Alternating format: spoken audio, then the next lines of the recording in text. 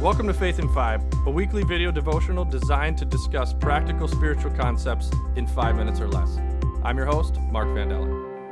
I recently had a coaching conversation with a female client who was really working hard to advance in her career, and one of the things she said was, I just don't have the confidence. And so I asked her some questions about, like, what do you mean by confidence? Like, let's stop and take a step back. Let's define confidence. So I said, how would you define confidence? She said, well, it's really somebody who's bold, who takes charge, who really, takes over a room and dominates. And I said, okay, and what's wrong with that? And she said, well, everybody that does it is so arrogant. Everybody who does it is self-serving, is trying to assert themselves in a way that I don't want anybody to think that way about me. I said, okay, have you ever seen anybody, exert confidence that had different motives?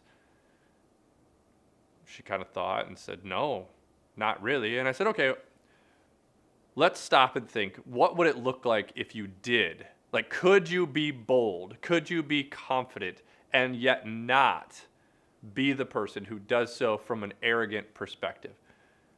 And she said, yeah, I guess. And so we processed that out. Long story short, she ended up taking a leap, taking a chance. There was this opportunity that kept passing by. She kept remaining quiet. And what we ended up doing is we started talking about where her confidence would come from and what happens if she didn't. And she started talking about her kids and her family. And all of a sudden, her confidence was no longer rooted in her being better than anybody else in the room. Her confidence was rooted in something way bigger than herself. And she came back to me and was so excited because she took that step of courage and confidence. There's a really cool quote that I think starts to lean us more towards the way that Jesus views confidence.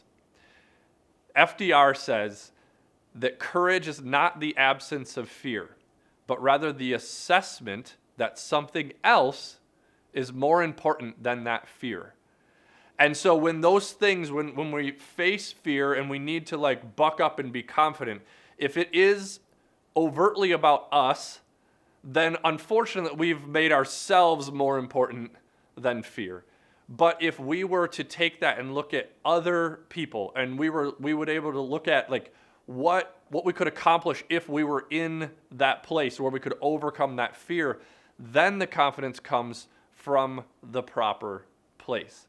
There's a couple definitions that I'd like you to consider when it comes to confidence, because every time that we speak about leadership and think about it, try to define it, confidence is one of those things.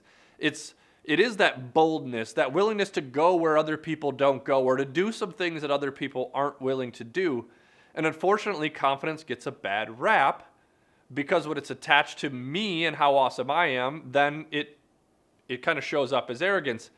But if me showing up and going somewhere that no one else is willing to go, or doing something that nobody else is willing to do, then if I do it on behalf of other people, it starts to become inspiring, and it really moves people along. When we define leadership, it's hard to define it without confidence, but it's not the opposite of humility. It's a combination of humility and confidence together. A couple of definitions, the legit definitions, are the feeling or belief in something or someone, something that you can trust. That gives us confidence, right? Another is a state of feeling certain about the truth of something. And then the last one that I want you to consider is it's a feeling of self-assurance arising from one's own appreciation for one's own skills and abilities. That's the one that gets us in trouble. That's the one that gives us the bad rap. The other ones are trust in something maybe bigger than ourselves, or something that we know is true, versus something that we think is way better about ourselves than others. And again, Jesus embodied this. In John 5:41 through 44, Jesus kind of tips his hat into why he's able to be so confident, and yet people around him didn't see him as an arrogant jerk. Jesus says, I don't care about human praise. Now, if you just said that alone and you didn't see Jesus' character, you might think, wow, that's kind of a jerk thing to say. He said, no, my value doesn't come from that. I'm not here speaking confidently. I'm not here acting confidently on my behalf or so that you all think I'm something better than I am. He says, I am not here for human praise. He says, you like to have all of your friends praise you, right? You look around and want the accolades. He says, but I want the praise that only God can give. And so when we think about humility and we think about confidence, they go together really well when we have that bigger perspective. Jesus points back to the vision. Remember that kingdom of God kind of perspective, that this, I am bold, I am confident because I am not here for me. I am here to serve, and I'm here for God. That courage is not the absence of fear, quote, is so powerful.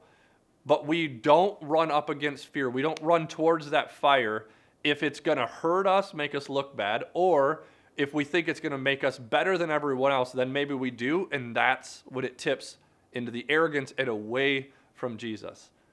As you consider your faith and you consider your leadership in faith, think through the way that Jesus, his posture towards confidence, and this week in your faith, consider where your value comes from. What type of praise do you want?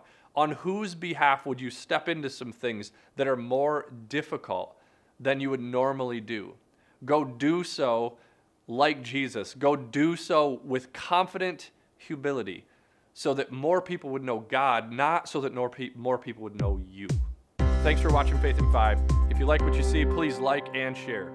If you're interested in making a donation to our ministry, please click the link below.